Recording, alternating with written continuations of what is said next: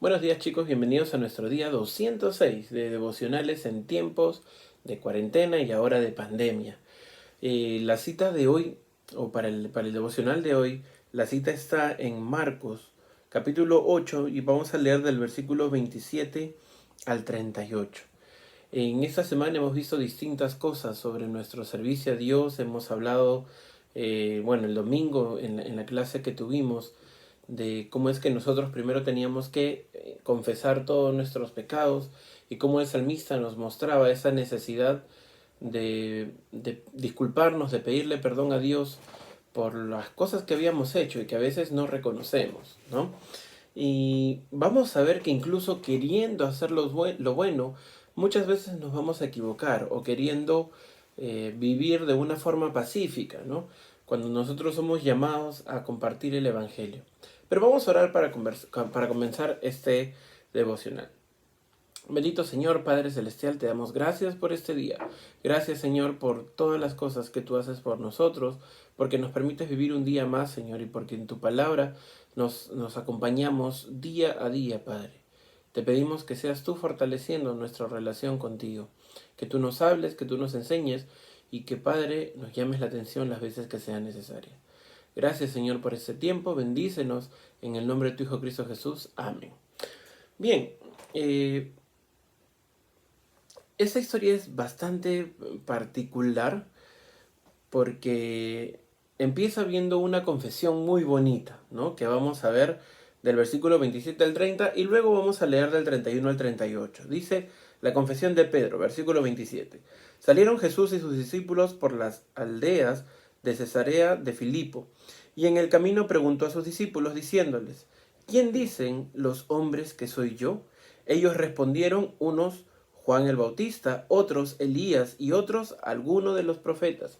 Entonces él les dijo, ¿y vosotros quién decís que sois? Respondiendo Pedro le dijo, tú eres el Cristo.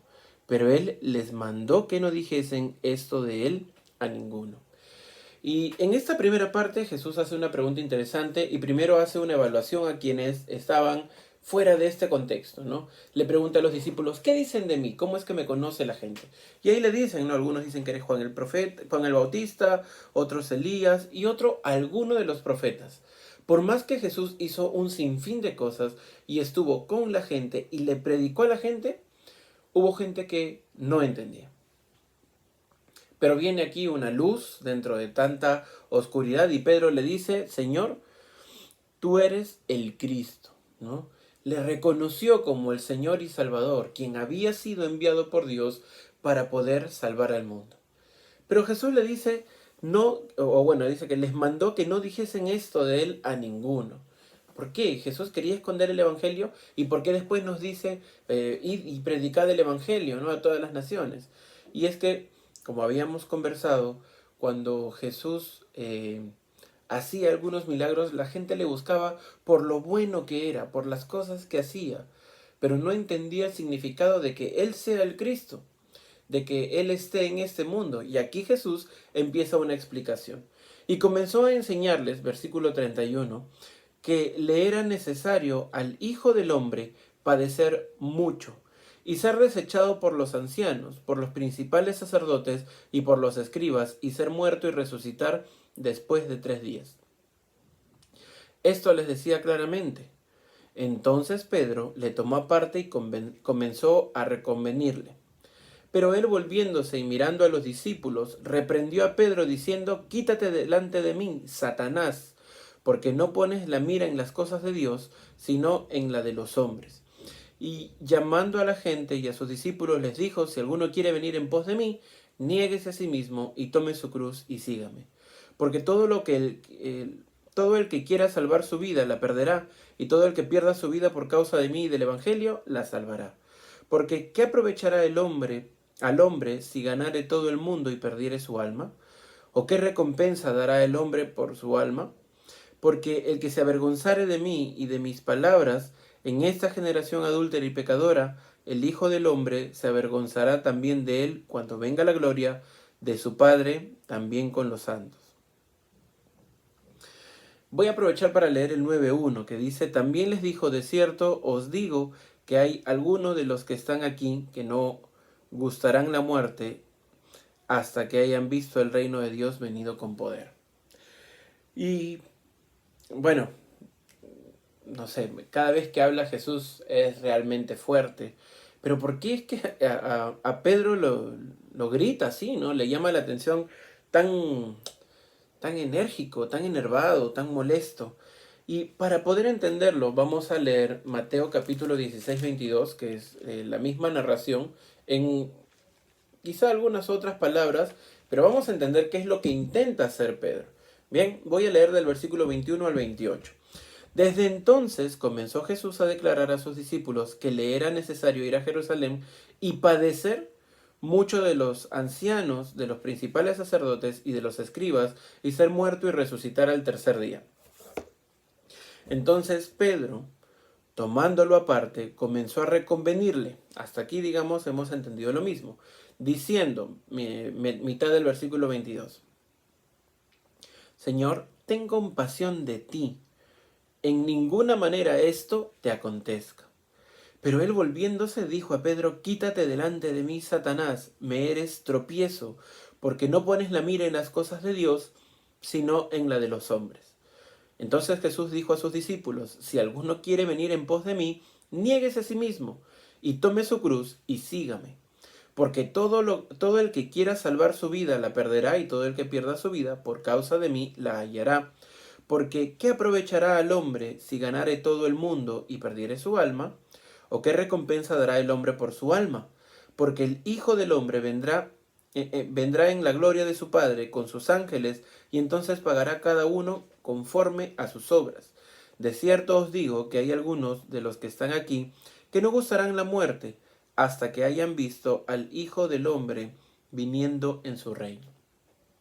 Ok, interesante lo que, bueno, podemos ver en Mateo, pero cuando Pedro se le acerca, y primero Jesús empieza a explicar, ¿no? ¿Por qué es que él era el Cristo? Y le decía, les voy a explicar, y él empieza a comentar todas las cosas que ya venía sucediendo, ¿no? Voy a padecer a causa de los ancianos, de los principales sacerdotes y de los escribas. Y recuerden que ellos eran los primeros enemigos, ¿no? Los fariseos.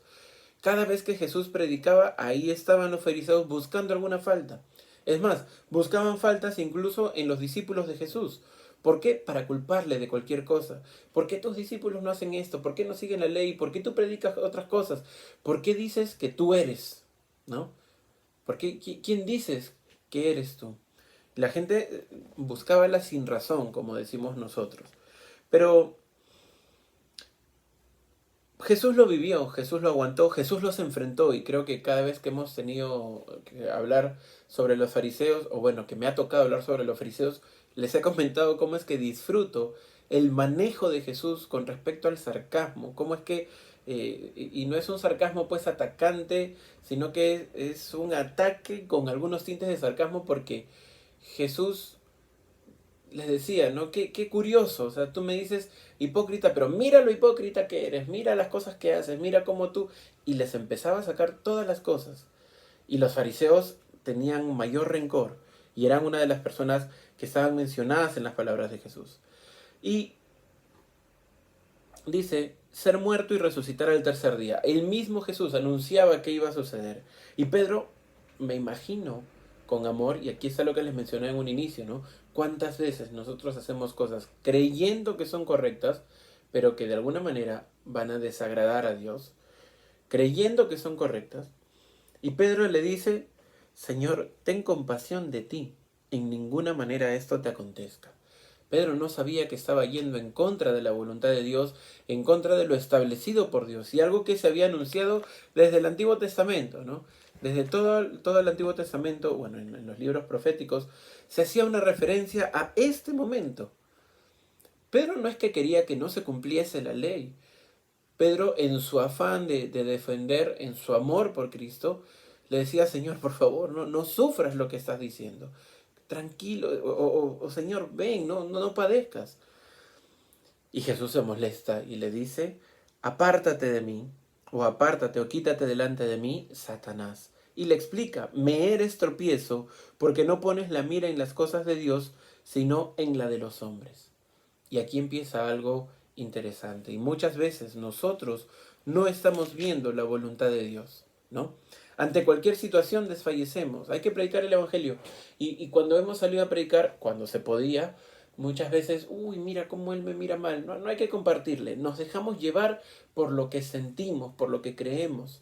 Nos volvemos personas muy emocionales y cometemos el error de frenarnos, de no vivir por Cristo. ¿Sí? Y Jesús les dijo, ¿no? Si alguno quiere venir en pos de mí, niéguese a sí mismo y tome su cruz y sígame. Y cuando dice tome su cruz es que todos en algún momento vamos a sufrir. ¿Por qué? Por la lucha contra el pecado y las tentaciones, con la lucha contra el mundo y las cosas que se nos va a decir. Él ya sufrió el escarmiento, él ya sufrió el golpe, él ya sufrió la burla exagerada, los escupitajos. A nosotros a lo mucho se nos va a negar la predicación en algún parque porque va a venirse el Nahu diciendo que hacemos desorden, ¿no? En otros países sí, encarcelan, pero en nuestro país, ¿qué está sucediendo? Teniendo tanta libertad, ¿qué estamos haciendo? Niégate a ti mismo. Deja de llamarte tal cual eres, ¿no? Y preséntate como un hijo de Dios. Preséntate como un cristiano. Y el cristiano tiene que darlo todo. Cargar su cruz y sufrir la burla o el rechazo que hay alrededor y seguir a Cristo. Bien, porque ¿qué aprovechará al hombre si ganare todo el mundo y perdiere su alma? ¿O qué recompensa dará el hombre por su alma? Nosotros no podemos hacer absolutamente nada. Lo que Cristo sufrió en esa cruz fue el pago suficiente. Y aún no había sucedido. Estaba a días, ¿no? Jesús estaba anunciando lo que iba a padecer. Jesús iba a hacer ese pago por todos nuestros pecados. Porque el que se avergonzare de mí y de mis palabras en esta generación adúltera y pecadora, el Hijo del Hombre se avergonzará también de él. ¿Cómo estamos viviendo nuestra vida cristiana? ¿Nos avergonzamos de compartir el Evangelio? ¿O estamos gozosos de poder predicarle a quien se cruza a nuestro alrededor? Dice que si tú te avergüenzas de predicar el Evangelio, cuando lleguemos a su presencia, Él también se avergonzará de nosotros. Decimos muchas veces y repetimos, el morir es ganancia, ¿no? Para mí el vivir es Cristo y el morir es ganancia. Y nos quedamos en el morir es ganancia, ¿no? Yo puedo morir por Cristo. Pero la pregunta verdadera es, ¿puedes vivir por Cristo? Ante los ojos del mundo, ante los dedos que nos señalan, ¿podemos vivir por Cristo? Y como hijos de Dios, tenemos que esforzarnos mucho y no ver lo temporal o lo material, sino lo eternal, lo que nuestro Señor tiene para nosotros.